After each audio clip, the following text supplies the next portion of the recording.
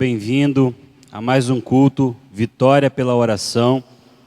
Eu te convido nesse momento a cultuar o nosso Deus, a interceder pela sua família, pela sua casa, no nosso culto de oração. Eu queria iniciar essa reunião orando, clamando ao Senhor por essa reunião, que Deus possa falar ao seu coração, que Deus possa usar cada um que vai estar ministrando, como Abraão que vai estar ministrando louvor, que o pastor que vai estar ministrando a palavra, que cada palavra, cada canção que for dita, que for cantada aqui essa noite, que possa tocar o seu coração. Vamos orar. Pai, muito obrigado, Deus, por esse início de noite, ó Pai. Muito obrigado, Deus, por poder estar aqui para compartilhar, para falar do Teu amor, para ouvir a Tua voz, ó Pai. Nós agradecemos, ó Deus, pela oportunidade de estar aqui essa noite, cultuando o Teu santo nome, ó Deus. Nós te entregamos, ó Pai, essa reunião em Teu santo nome, ó Pai. Nós te entregamos, ó Pai, a vida do Abraão, que vai estar ministrando o Teu louvor, ó Pai. Use o Teu filho, ó Pai. Nós te pedimos pela vida do nosso pastor, ó Pai. Use o Teu filho, que aquilo que ele falar venha de encontro àquilo que nós estamos precisando, ó Pai. No nome de Jesus nós oramos. Amém e amém. Convido você a abrir a sua Bíblia no Evangelho segundo o escrito Mateus 18, de 18 a 20. Evangelho segundo Mateus, capítulo 18, de 18 a 20. Você pode abrir a sua Bíblia aí na sua casa, ou você pode acessar a sua Bíblia. Diz assim a palavra de Deus: digo-lhes a verdade, tudo que vocês ligarem na terra terá sido ligado no céu, e tudo que vocês desligarem na terra terá sido desligado no céu. Também lhes digo que se dois de vocês concordarem na terra em qualquer assunto sobre o qual pedirem, isso lhes será feito por meu Pai que está nos céus. Versículo 20. Pois onde se reunirem dois ou três em meu nome, ali eu estou no meio deles. E nós temos certeza que Deus está aqui nesse momento. Estamos aqui, um culto online, mas estamos reunidos aqui para cultuar o nome do Senhor. Então o Senhor está aqui e o Senhor também está na sua casa falando ao seu coração. Vamos ouvir o nosso irmão Abraão, que vai estar ministrando louvores ao Senhor, no nome de Jesus. Boa noite, igreja. É com grande alegria que estamos aqui mais uma vez para adorar ao nome do Senhor. E que você nesse momento, como a gente sempre diz, é importante que você faça isso. Que você se desprenda de tudo que você possa estar carregando nesse momento. Que a sua mente seja livre de preocupações e que a sua mente seja livre de pesos nesse momento. Que você decida deixar tudo de lado por um tempo para estar plenamente na presença do Senhor. Crendo que Ele é quem te sustenta, crendo que Ele é quem é digno da sua adoração, crendo que adorar ao Senhor é o único propósito, o propósito para o qual fomos criados por nosso Deus. Amém?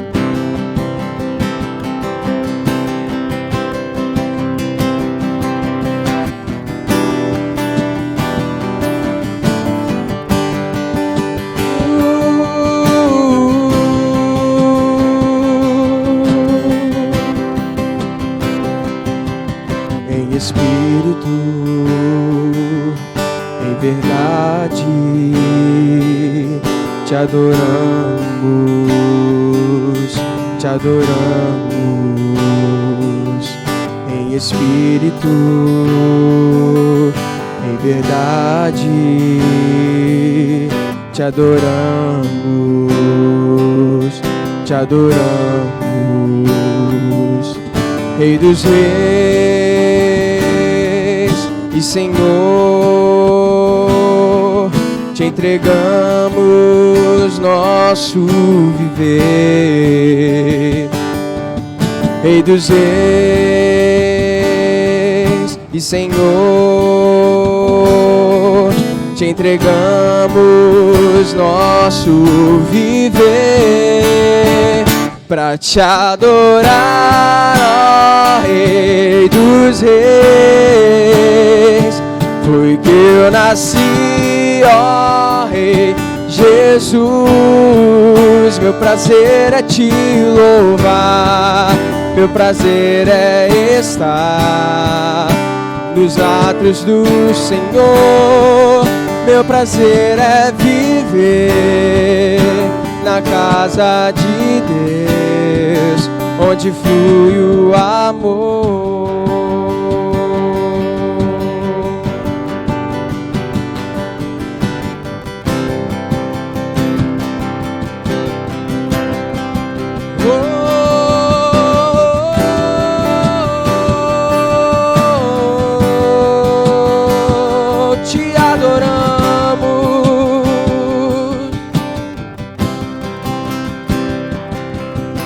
Espírito,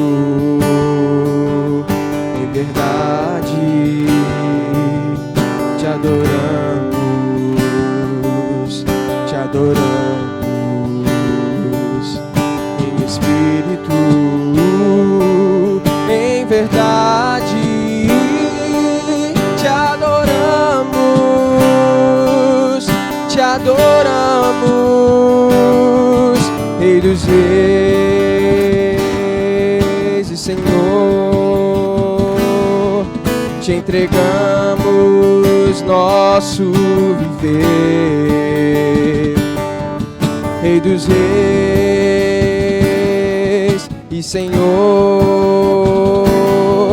te entregamos nosso viver pra te adorar, ó Rei dos reis. Foi que eu nasci, ó Rei Jesus. Meu prazer é te louvar, meu prazer é estar nos atos do Senhor. Meu prazer é viver na casa de Deus, onde flui o amor. Pra te adorar, ó Rei dos reis. Foi que eu nasci, ó Rei Jesus. Meu prazer é te louvar, meu prazer é estar nos atos do Senhor. Meu prazer é viver na casa de Deus, onde flui o amor.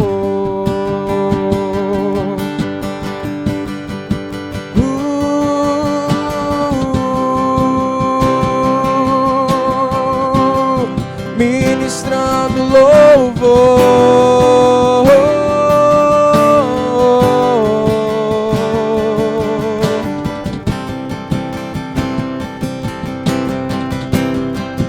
onde flui o amor. Aleluia. Glória ao nome do Senhor. É bom poder estar na casa do Senhor e louvar. Esse tem que ser o nosso prazer, estar na casa do Senhor para louvar o nome dEle e engrandecer o nome dEle. Queria conhecer os nossos visitantes. Se você está visitando, né, a gente online, né, seja muito bem-vindo, que Deus possa abençoar a sua vida poderosamente. Que você possa, em breve, né, quem sabe a gente, ainda esse mês, a gente possa voltar com o nosso culto online. Esse mês não, né? Creio que mês que vem, né? Se Deus quiser, a gente voltaremos com o nosso culto presencial e você vai poder estar aqui com a gente. Mas por enquanto está sendo online e nós agradecemos pela sua visita online aqui na nossa reunião, no nosso culto de oração. Eu queria que você abrisse a sua Bíblia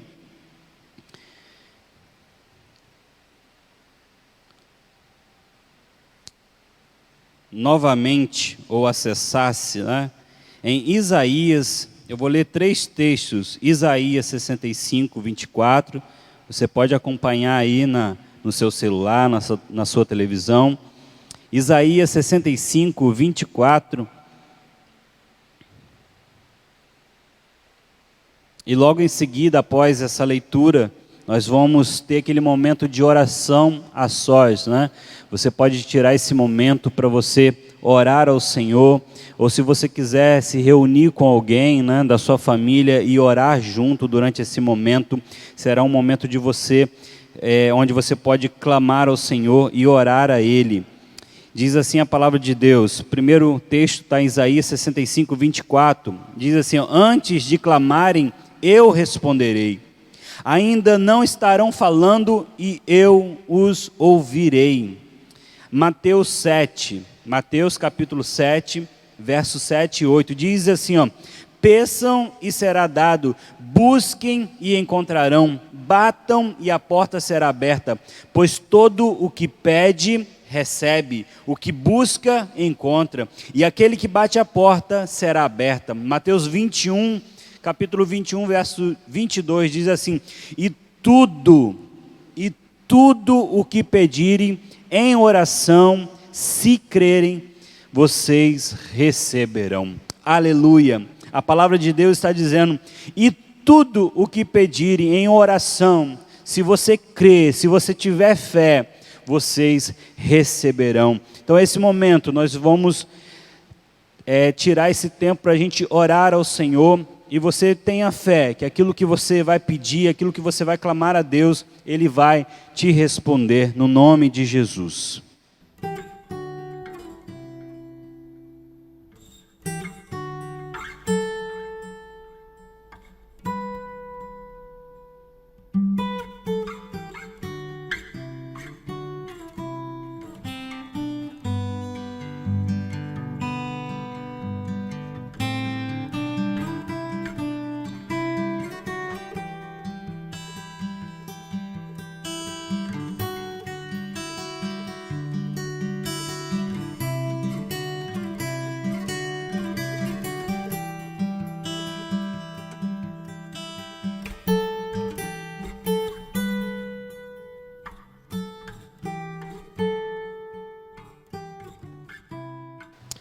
Pai, muito obrigado, Deus.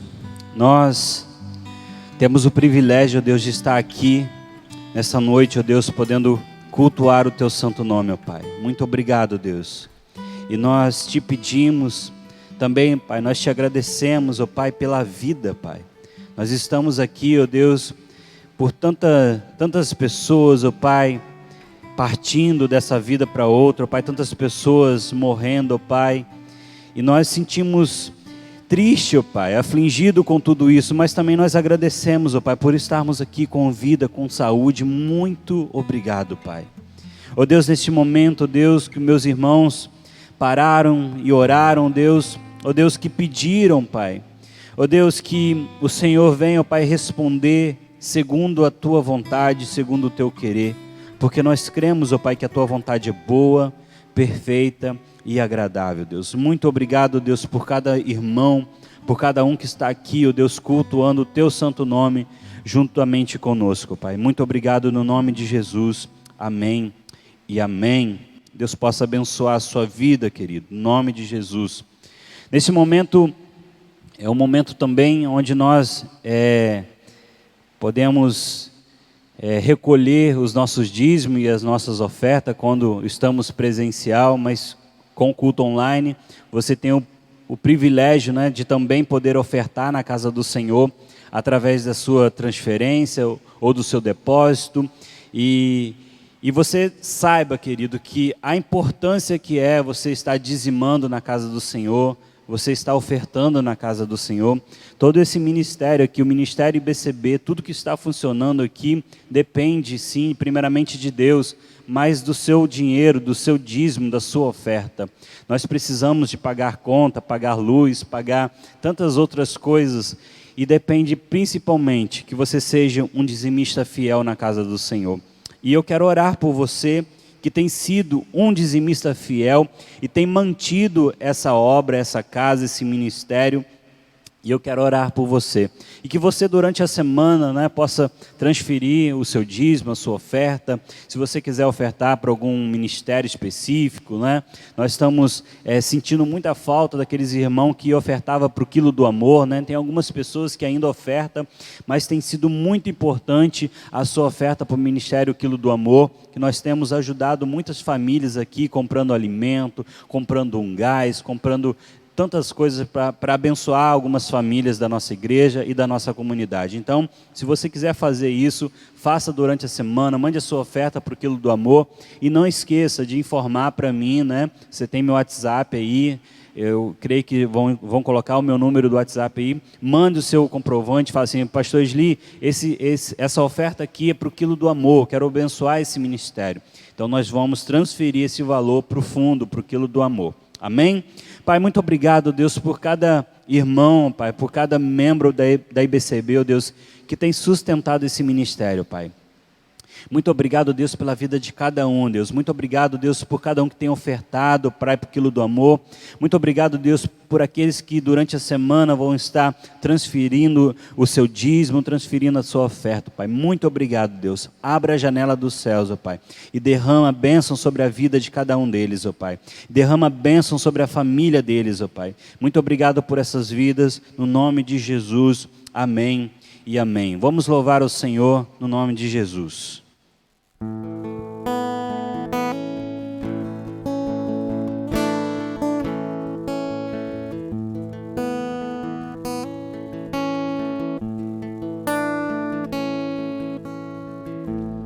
Tudo está preparado aqui, a casa e o meu coração também. Tu és o único motivo que me fez chegar.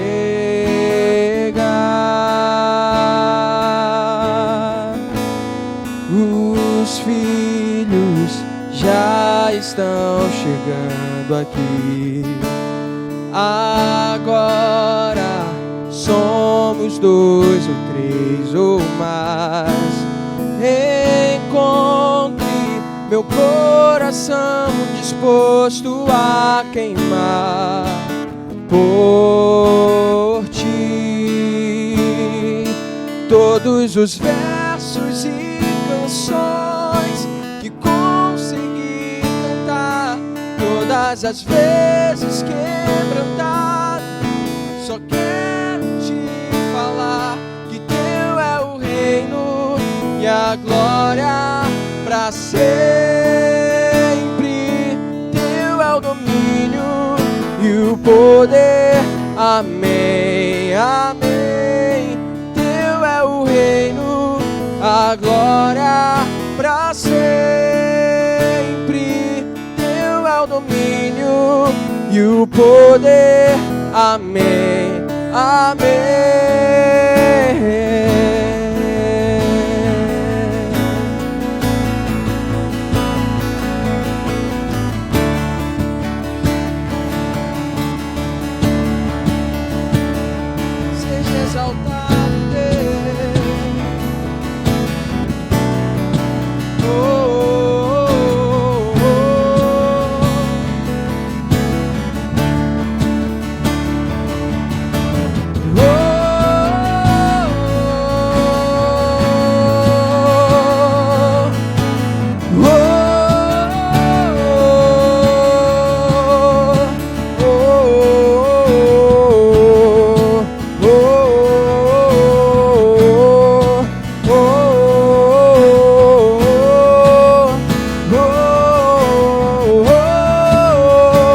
Só tu és santo,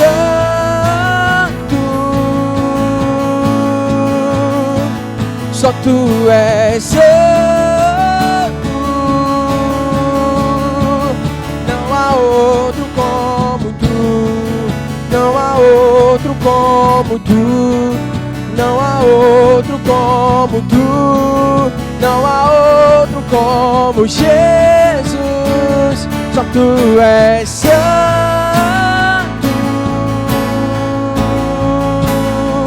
só tu és santo, não há outro como tu, não há outro como tu, não há outro como tu, não há, não há, só tu és santo,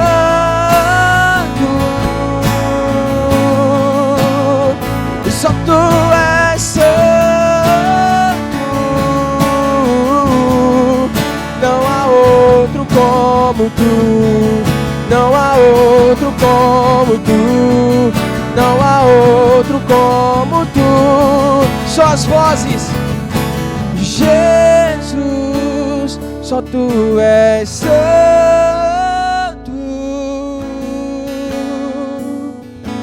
só tu és santo, não há outro como tu, não há outro como tu, não há outro como tu, não há outro como Jesus.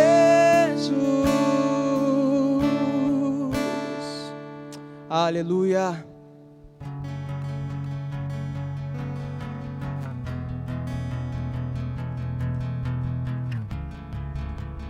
Irmãos, temos vivido um tempo de muito medo, de muito temor, medo da morte, medo da doença, medo de como terminará de fato as nossas vidas.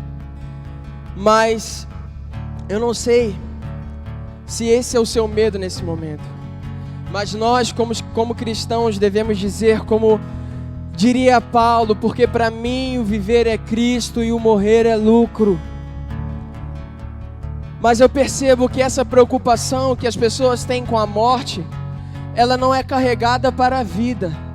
As pessoas não se preocupam sobre como está a sua vida, como se preocupam como será a sua morte, ou sobre quando será a sua morte. Irmãos, Efésios 5, do versículo 15 ao 17 nos diz: tenham cuidado com a maneira como vocês vivem, que não seja como insensatos, mas como sábios, aproveitando ao máximo cada oportunidade, porque os dias são maus. Portanto, não sejam insensatos, mas procurem compreender qual é a vontade do Senhor. Meu irmão, que você não continue preocupado com a morte, mas que você passe a se preocupar sobre como você está vivendo, sobre a maneira como você está vivendo. Você tem aproveitado ao máximo cada oportunidade? Irmãos, porque andamos ansiosos com o que havemos de vestir, com o que havemos de comer? Jesus já nos disse: as aves do céu não plantam, não trabalham, mas elas são alimentadas pelo Senhor. Os lírios dos campos são vestidos com as roupas mais belas do que as que tiveram o rei Salomão. Mas ainda assim, nos preocupamos com a morte e nos esquecemos da vida. Que seja tempo, meu irmão, de refletir sobre a vida, de mudar a maneira como você tem vivido e passar a se preocupar com o que de fato importa, porque o tempo é curto e mais do que nunca sabemos disso. Que Jesus seja o centro da sua vida, que Jesus seja o único motivo do seu respirar, a canção em seus lábios, o motivo dos seus pensamentos. Tudo que há em ti, que seja para o Senhor, que tudo seja para a glória do Pai, pois foi para isso que você foi criado. Não desperdice a vida que o Senhor tem te dado de outra maneira, mas busque entender qual é a vontade do Senhor para a sua vida e andar nela, entender que Jesus está ao seu lado, então você não tem o que temer. Jesus está ao seu lado, então você não precisa se sentir perdido. Basta dar as mãos ao Mestre e caminhar com Ele nos caminhos que Ele tem para você. Que assim seja a sua vida, meu irmão. Que Jesus, apenas Jesus, seja o centro da sua existência, a razão do seu respirar, o motivo para o qual você vive. Amém?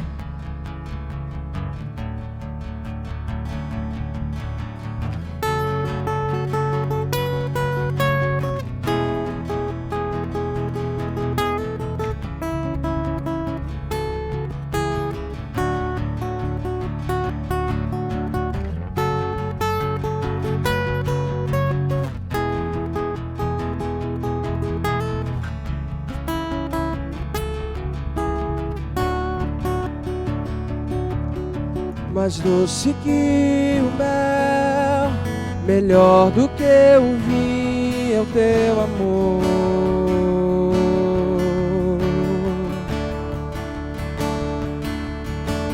Quão amável és, perfume derramado é o teu nome.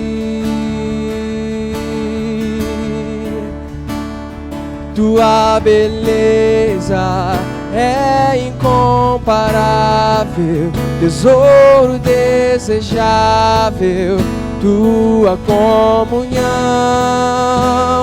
tua presença é fogo que consome, mais forte do que a morte é o teu amor, Jesus.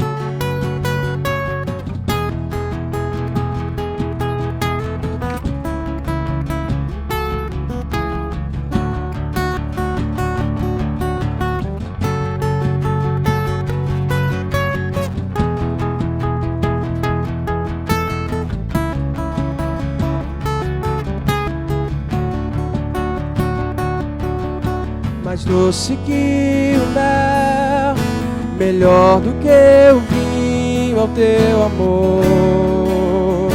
Diga isso a Ele, não há nada que se compare a Ele. O quão amável és, perfume derramado é o teu nome. Aleluia, tua beleza é incomparável, tesouro desejável, tua comunhão, tua presença é fogo que consome, mais forte do que a morte é o teu amor, Jesus.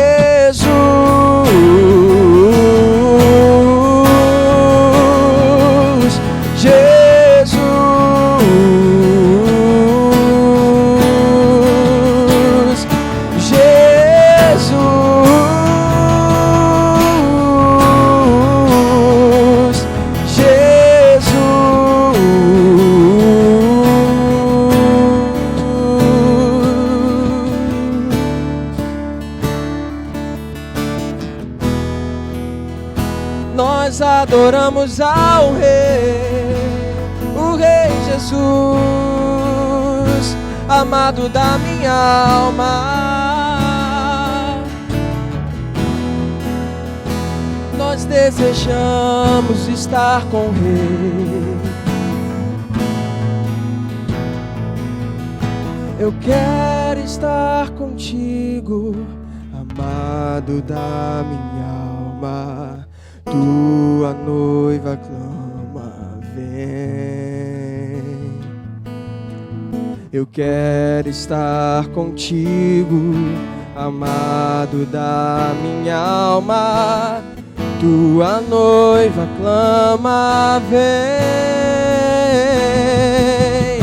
Eu quero estar contigo, amado da minha alma. Tua noiva clama, vem. Eu quero estar contigo,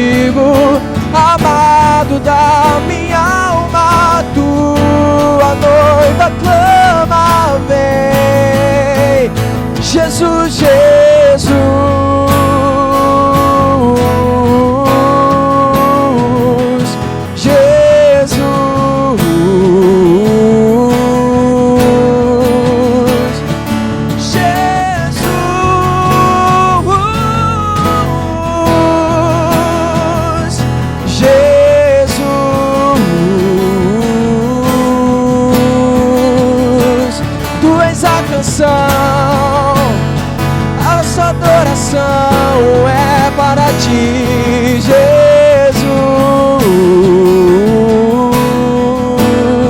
o dono do meu coração e da minha gratidão, Jesus.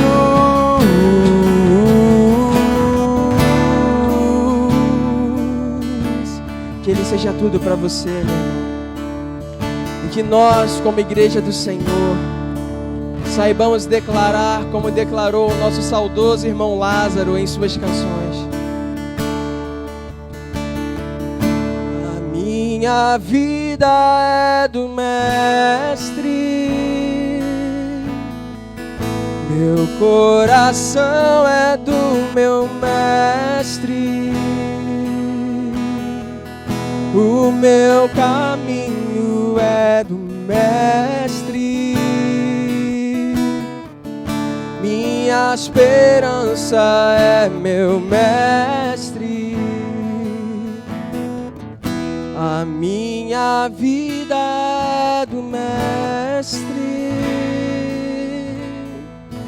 meu coração é do meu Mestre, o meu caminho é do Mestre, minha esperança é meu Mestre. Aleluia, louvado seja Deus. Aleluia, como é bom poder orar ao Senhor, buscar ao Senhor em oração, louvar, como louvamos ao Senhor. E agora é o momento da meditação na palavra de Deus. Há uma passagem bíblica que me instiga sempre que eu faço a leitura desse texto. Foi um momento em que religiosos tentaram deixar Jesus numa situação difícil.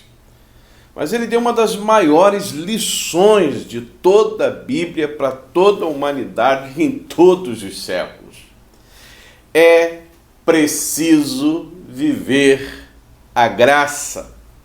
Vejamos o texto do Evangelho de João, capítulo 8, os versos de 1 a 11. Eu estarei fazendo a leitura da Nova Versão Internacional, na NVI. Olha o que diz assim, acompanhe comigo a leitura do texto. Jesus, porém, foi para o Monte das Oliveiras. Ao amanhecer, ele apareceu novamente no templo, onde todo o povo se reuniu ao seu redor, e ele se assentou para ensiná-lo. Os mestres da lei e os fariseus trouxeram-lhe uma mulher surpreendida em adultério. Fizeram-na ficar em pé diante de todos e disseram a Jesus: Mestre, esta mulher foi surpreendida em ato de adultério. Na lei, Moisés nos ordena apedrejar tais mulheres. E o Senhor, que diz? Eles estavam usando essa pergunta como armadilha, a fim de terem uma base para acusá-lo. Mas Jesus inclinou-se e começou a escrever no chão com o dedo. Visto que continuavam a interrogá-lo, ele se levantou e lhes disse: Se algum de vocês estiver sem pecado, seja o primeiro a atirar pedra nela. Inclinou-se novamente e continuou escrevendo no chão. Os que o ouviram foram saindo, um de cada vez, começando com os mais velhos. Jesus ficou só, com a mulher em pé diante dele. Então Jesus pôs-se de pé e perguntou-lhe: Mulher, onde estão eles? Ninguém a condenou? Ninguém, Senhor, disse ela. E declarou Jesus: Eu também não a condeno. Agora vá e abandone sua vida de pecado. Eu quero pensar nesta noite, Vitória, pela oração, no tema graça restauradora. Graça restauradora. Pai, aplica esta palavra aos nossos corações, Senhor, e entendamos como é esta graça do Senhor, o que Ele quer ministrar aos nossos corações. Ó Pai, usa esse teu servo como instrumento em tuas mãos. Em Cristo é que oramos hoje e sempre. Amém. Todas as vezes que eu leio esse texto, eu já falei aqui, eu procuro entender o que houve com essa mulher.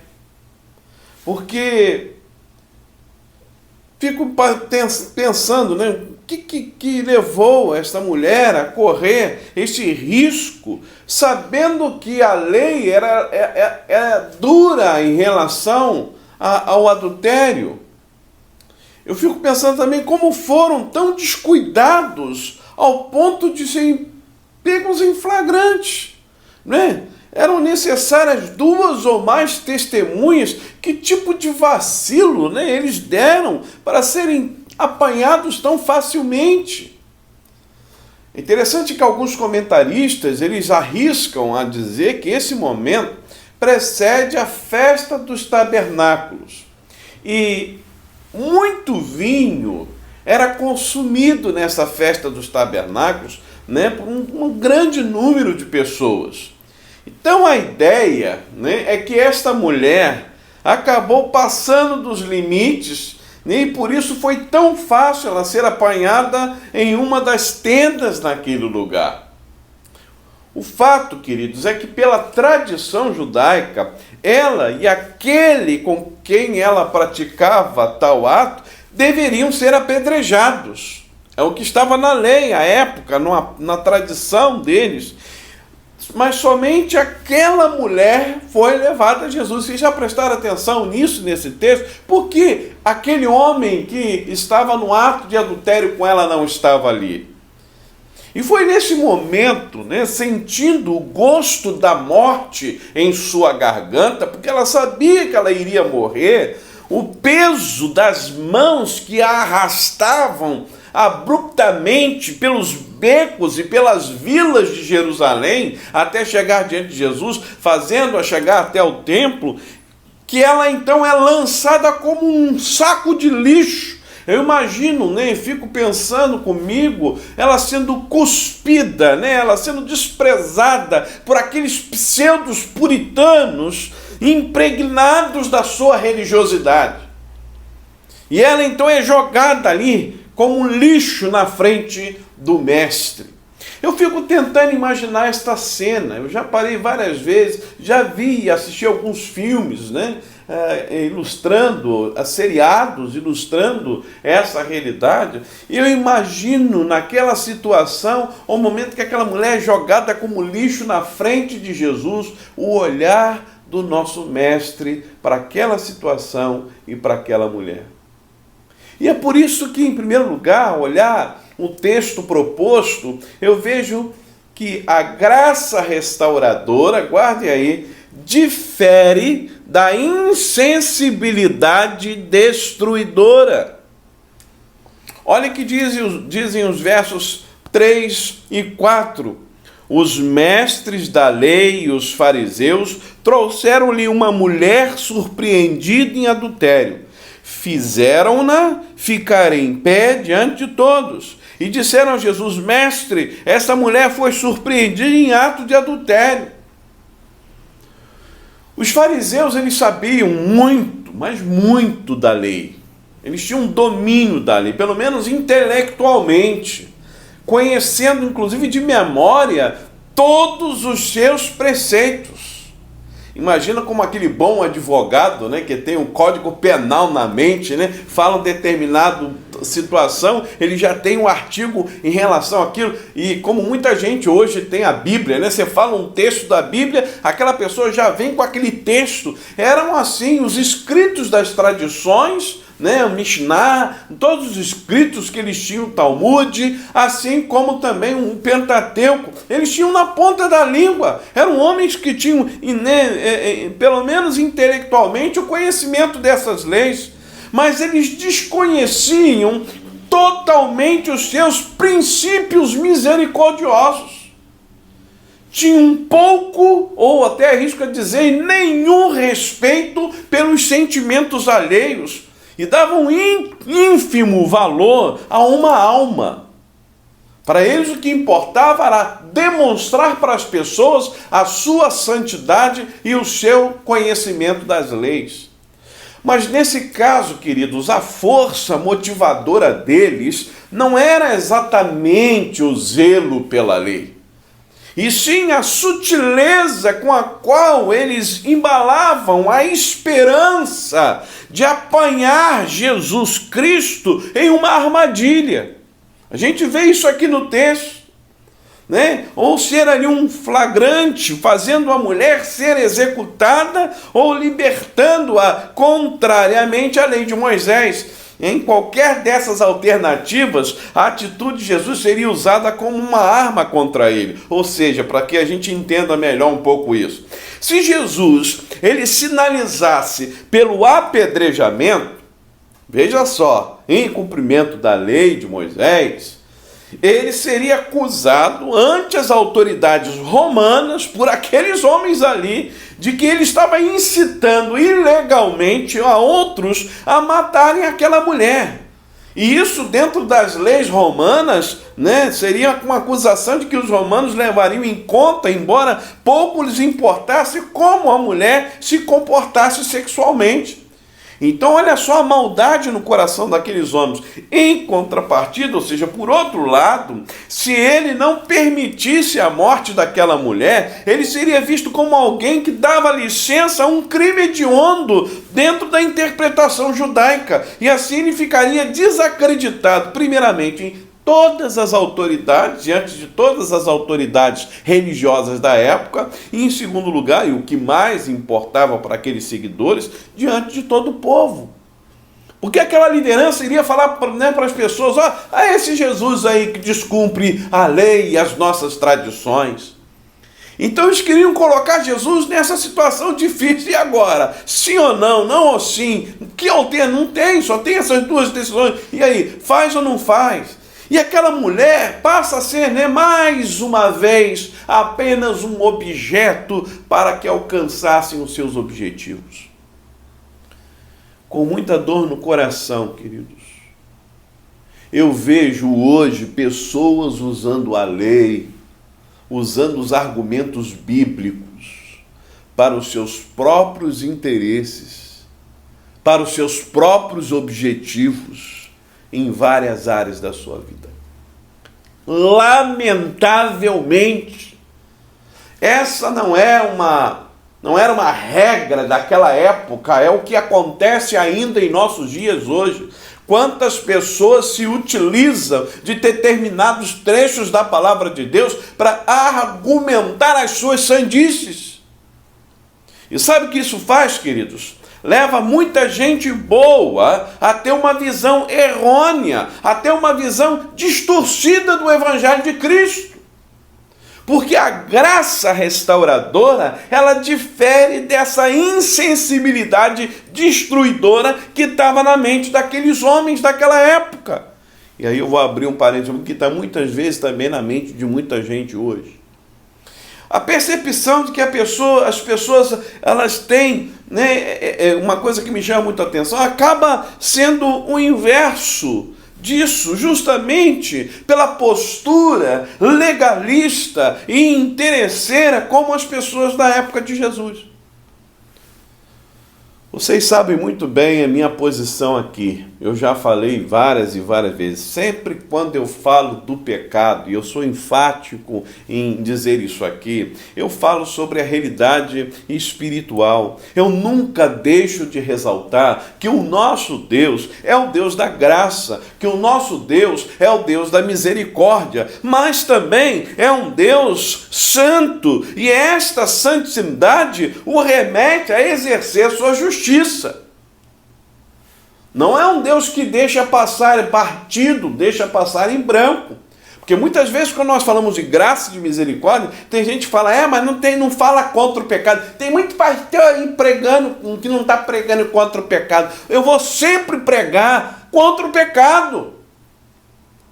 problema é a forma como as pessoas distorcem essa mensagem. Falta essa coerência bíblica. Entretanto, queridos, o que eu quero frisar aqui, o que eu quero ressaltar é a graça é restauradora. As pessoas são tão insensíveis que elas estão mais preocupadas e interessadas em acusar do que ajudar. Destruir ao invés de restaurar. Imagine a humilhação daquela mulher diante de tudo isso. Diz que eles colocam ela em pé ali, primeiro imagina jogando, depois levantando ela, botando ela diante de Jesus. Eu imagino aquela cena, a humilhação dela diante daquilo. Alguns falam, mas ela merecia mesmo, porque ela estava fazendo. É essa mentalidade, que é a mesma mentalidade daqueles religiosos daquela época. Sendo vista como uma mulher imoral, sem valor, sozinha, né? E ali, de certa forma, sendo ferida, sendo acusada diante daquela realidade.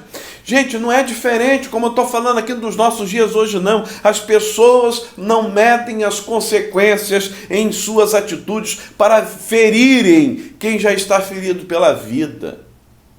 Muitas vezes nós criticamos as pessoas, mas não procuramos entender qual é a história de vida daquela pessoa.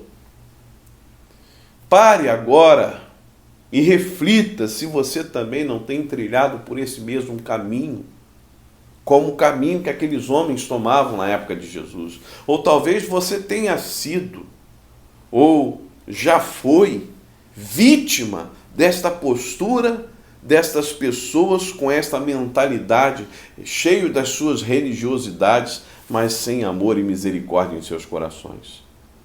De repente você que está me ouvindo hoje já vivenciou isso na própria pele, ou tem vivenciado isso.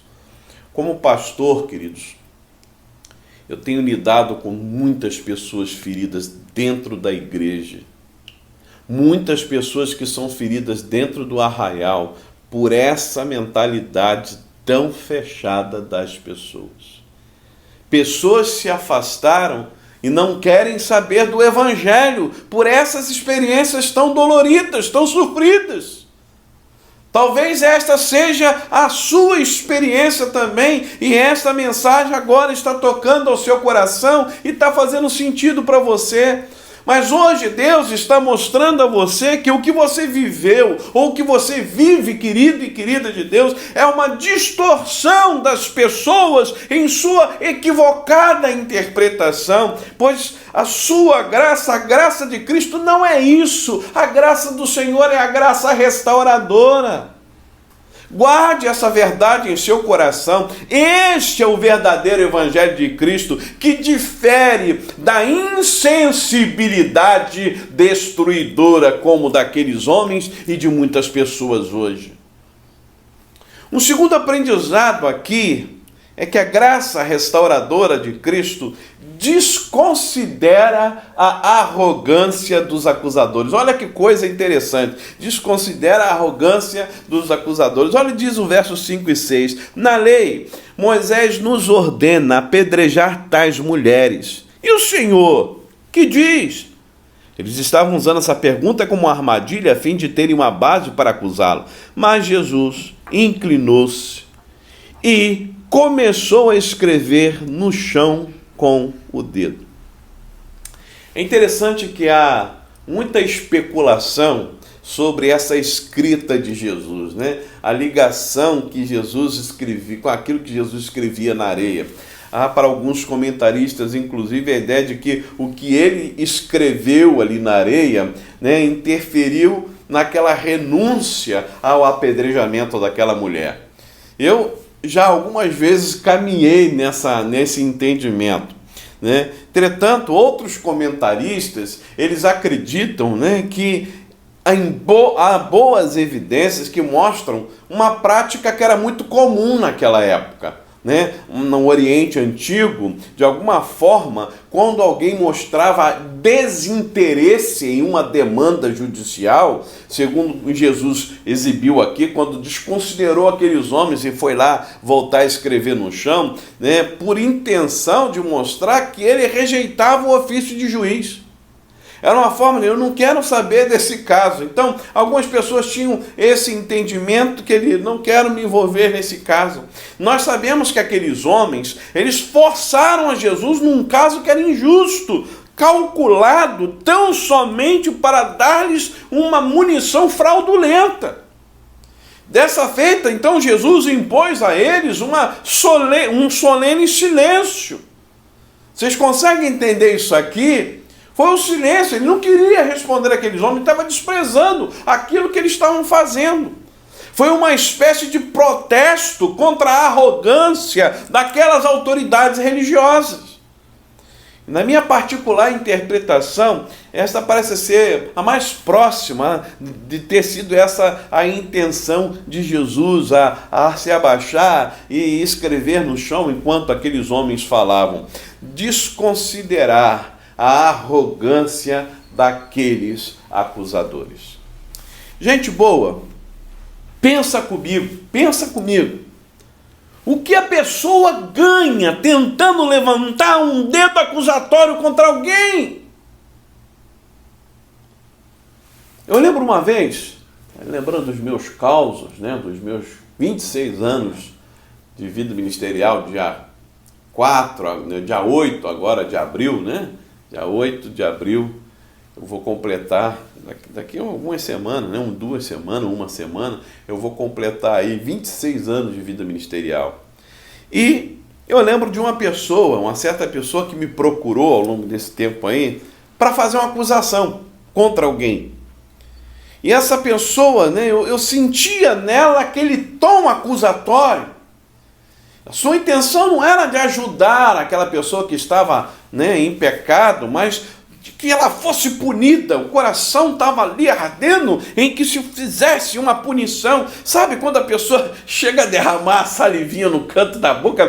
Ai, que vontade, Então eu perguntei àquela pessoa, olha, se a irmã estivesse no lugar dessa pessoa, que tipo de atitude você gostaria que tomássemos contigo, que eu, pastor Djalmin, tomasse com você? Punir com rigor ou tratar com amor, buscando saber o que houve? Foi isso aqui que aconteceu agora. Silêncio. Nenhum ar saiu daquela boca acusadora. Quando aconteceu aquilo, eu fiquei imaginando justamente os acusadores da adúltera saindo um a um, sem palavra, sem uma palavra, sem um ar de acusação contra aquela mulher. Gente, pare para pensar sobre essa realidade. A proposta de Cristo é graça restauradora. Vejam bem, falaremos à frente sobre isso aqui. Mais uma vez eu quero ressaltar isso aqui. Ele não passou a mão sobre a cabeça daquela mulher. Ele não se conformou com o erro daquela mulher, com aquilo que ela cometeu, mas foi a forma como ele a recebeu que diferenciava da forma como aqueles homens receberam aquela mulher. Aí sim eu recito uma frase sobre sobre esse escrever de Jesus, que faz muito sentido para mim. Eu gosto muito dessa frase que diz: Jesus prefere escrever os seus pensamentos divinos no pó do que num coração infectado pelo ódio. Olha só, Jesus prefere escrever os seus pensamentos divinos no pó do que no coração infectado, eu posso dizer impregnado pelo ódio. Mais uma vez, querida, eu quero me dirigir a você, que de alguma forma foi ferida, que de alguma forma foi ferido, foi machucada, foi machucado, ou tem cicatrizes dessa arrogância dos acusadores. Eu afirmo a vocês que Jesus desconsiderou cada uma dessas palavras, pois o que importa para ele é o seu coração. Por isso, se apresente a ele, apresente cada uma dessas feridas, apresente para ele, entregue cada uma dessas marcas, dessas cicatrizes, né, na sua vida, que você pode dizer: Senhor, toma aqui minha vida, toma todas essas minhas lutas diante do Senhor, porque eu sei que o Senhor pode cobrir a minha vida com a sua graça restauradora. E não se esqueça que só a graça de Jesus pode quebrar a arrogância do coração do homem. Você crê nisso, querido? Eu creio. E a última coisa que eu quero pensar com você aqui nessa mensagem: quando nós vivemos essa graça restauradora de Jesus, descobrimos que a pedra, ela pode matar, né? A pedra pode matar, mas a misericórdia de Jesus ressuscita. Olha aqui o que diz o verso 7, 8 e 9. Visto que continuavam a interrogá-lo, ele se levantou e lhes disse: se algum de vocês estiver sem pecado, seja o primeiro a tirar a pedra nela. Inclinou-se novamente e continuou escrevendo no chão, e os que o ouviram foram saindo um de cada vez, começando pelos mais velhos. Jesus ficou só, com a mulher em pé diante dele. Gente, Jesus ele se refere aqui ao princípio estabelecido no trecho de Deuteronômio 17:7, que estipulava o seguinte: as mãos das testemunhas, olha o que está escrito aí, as mãos das testemunhas serão as primeiras a proceder à sua execução e depois as mãos de todo o povo. Esse princípio ele é elaborado na Mishnah, né, que era muito bem conhecida, né, não só o texto do Pentateuco, como também nos escritos e nas tradições judaicas. E a Mishnah, ela falava desse princípio de forma muito clara, né, era muito conhecida na literatura rabínica, e era muito claro, aqueles líderes religiosos e até daqueles fariseus que trouxeram a mulher para jogar Jesus diante, né, trazer aquela mulher para jogar diante de Jesus. Porém, Jesus ele acrescentou a esse fato, e aí que pegou para eles, né, a exigência de que as testemunhas que traziam e apresentavam, né, deviam ser inocentes. Isso estava na tradição deles, só podia fazer acusação aqueles que eram inocentes, e Jesus usa da Mishnah para falar isso, deixando entendido que a culpa das testemunhas as desqualificava do direito de lançarem uma pedra sequer contra a mulher. Quando a gente vai estudando, alguns comentaristas dizem que existia lá a tradição das águas amargas, e nessa tradição, né, diz que a coisa estava tão séria, havia tanto adultério, havia tanta infidelidade, de que eles pararam de fazer aquele ritual, porque não estava funcionando mais, né? Ou seja, dentro da tradição deles, entendendo que a coisa estava feia. E há um entendimento que, inclusive, muitos líderes, muitos sacerdotes estavam nessa prática pecaminosa também, e com certeza quando saem dos mais velhos, os mais velhos começaram a se retirar, é porque neles a coisa estava mais séria. Isso, gente, segundo alguns comentaristas que pensam sobre essa situação. Mas Jesus, ele conhecia o coração daqueles homens, e não tenho dúvida que ele viu coisa ali. E quando ele faz essa colocação, era justamente para que eles refletissem: como vocês estão aqui no tom de acusação, se vocês estão com o coração de vocês também todo contaminado? É provável que Jesus simplesmente ele tenha instruído, né, instituído ali agora uma lei superior, temperada com a misericórdia. Em outras palavras, queridos, Jesus vai mostrar àqueles homens de que não deviam julgar a mulher, mas eles deveriam primeiro julgar a si mesmos. Guarde uma coisa no seu coração: a demonstração da misericórdia pode fazer mais do que qualquer pedra lançada sobre alguém.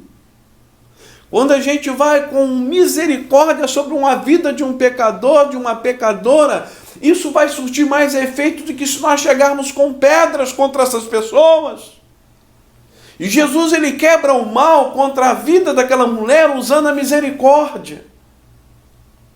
Até porque ele podia lançar a pedra. Faz sentido para você? Há um comentário de Philip Schaff, que ele muito interessante, ele fala sobre esse texto, ele diz o seguinte: foram-se embora. O tribunal adiara a sessão. houve um adiamento, mas não precisamente por causa do motivo pelo qual o tribunal fora convocado. Houve convicção, mas não da acusada, e sim dos seus acusadores. E estes, meio convencidos de sua culpa, não ousavam olhar frontalmente no rosto do juiz, o qual era capaz de transpassar-lhes a alma com os seus olhos. Eu, quando vejo João capítulo 3, verso 17, vê claramente ali, esse texto é maravilhoso, logo depois de João 3,16, né? Ele fala que ele veio não para acusar, não para condenar o mundo, mas para que o mundo fosse salvo por ele. Ele não veio para acusar, ele veio para salvar. Queridos, não podemos dar ouvidos a essas vozes que querem nos destruir.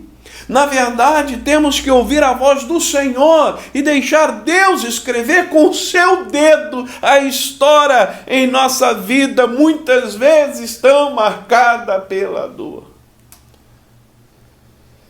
Continuando no texto, os versos 10 e 11, olha o que diz. Então Jesus pôs-se em pé e perguntou-lhe: mulher, onde estão eles? Ninguém a condenou? Ninguém, Senhor, disse ela.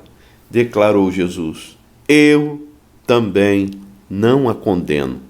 Agora vá e abandone sua vida de pecado. Agora era o momento entre ela e Jesus. Seus acusadores não estavam mais ali. E a sentença de Jesus era que aquela mulher ganhava a oportunidade de ter uma nova vida, uma nova chance, que ela, ao invés da pedra que mata, recebia naquele momento a misericórdia e graça que dá vida, que restaura, aleluia! Jesus só continuará a sua obra em sua vida, querido, quando você estiver disposto a abandonar ou disposta a abandonar o pecado. Não adianta participar de cultos se não consegue entregar toda a sua vida nas mãos de Deus, completamente. Por isso, e é aqui que eu quero ressaltar, isso não te livra da sua condição de pecado.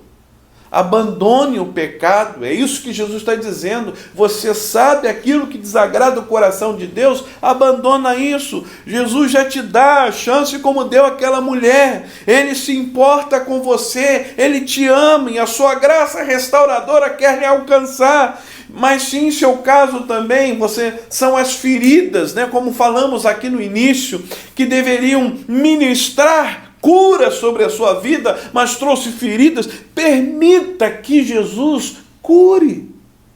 Seja curado destas afrontas, como Cristo, né, o fez aqui no texto.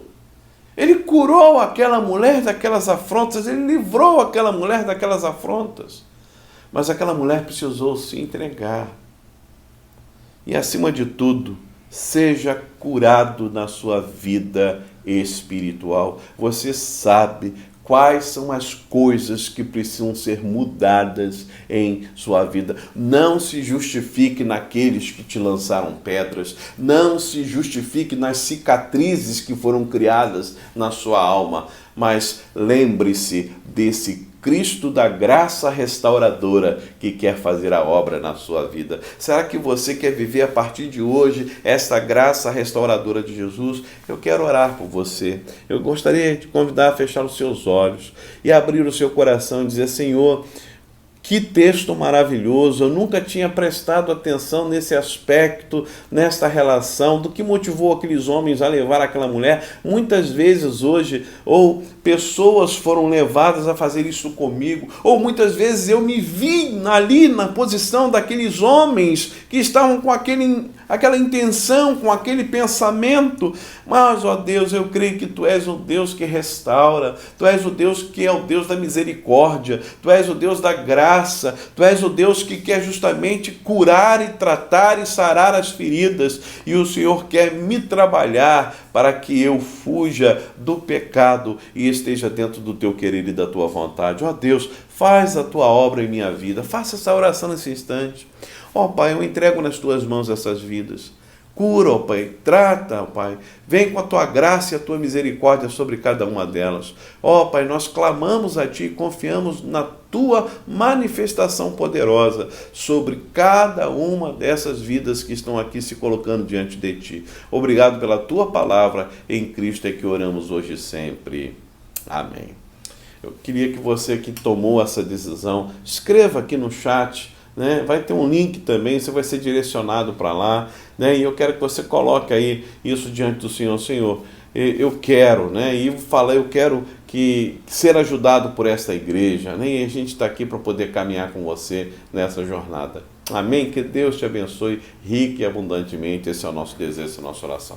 Nós estamos chegando ao final do nosso culto, né? Que pena, mas estamos agora terminando esse momento. Faremos a nossa oração com propósito, como eu sempre falo aqui, né? A nossa oração com propósito é orando 4 quartas-feiras, ou seja, um mês de oração, você orando em cada um culto desse Vitória pela Oração. Você vai apresentar o seu propósito e vai fechar na 4ª semana esse propósito de oração. Deus tem respondido muitas pessoas. Então hoje tem pessoas que já estão fechando as 4 quartas-feiras, tem aqueles que estão na 3ª, na 2ª quarta-feira, e você pode começar hoje, nessa semana, né, nessas 4 quartas-feiras de oração com propósito, apresentando um propósito diante do Senhor. Amém? E eu quero lembrar vocês que domingo, às 19 horas, nós teremos nosso culto da ressurreição, né? O culto de celebração no período da Páscoa. Vamos lembrar através de louvores, através da palavra de Deus. E olha, eu quero te falar uma coisa aqui. Também nós vamos celebrar a ceia do Senhor.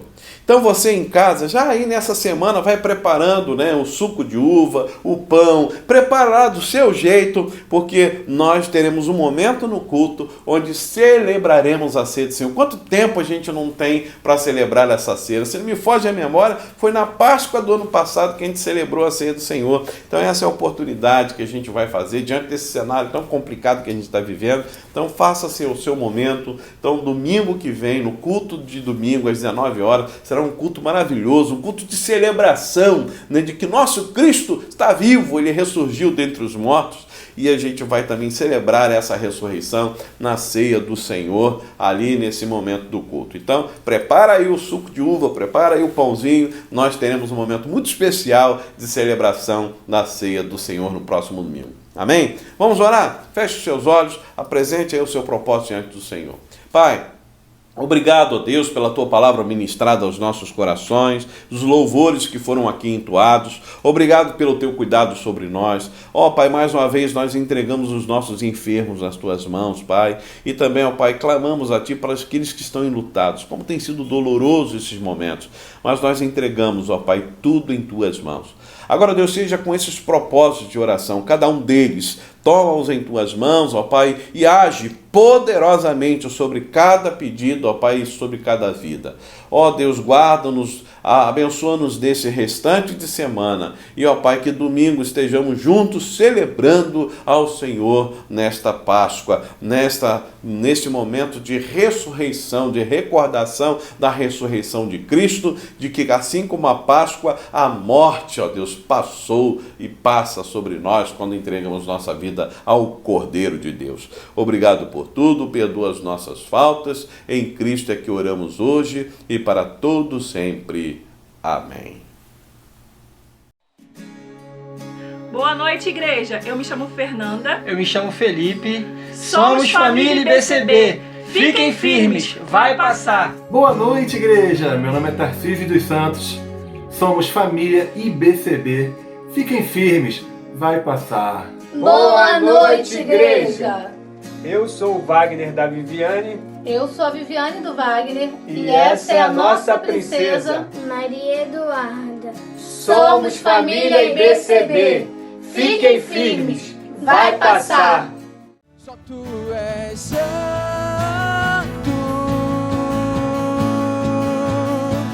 só Tu és santo,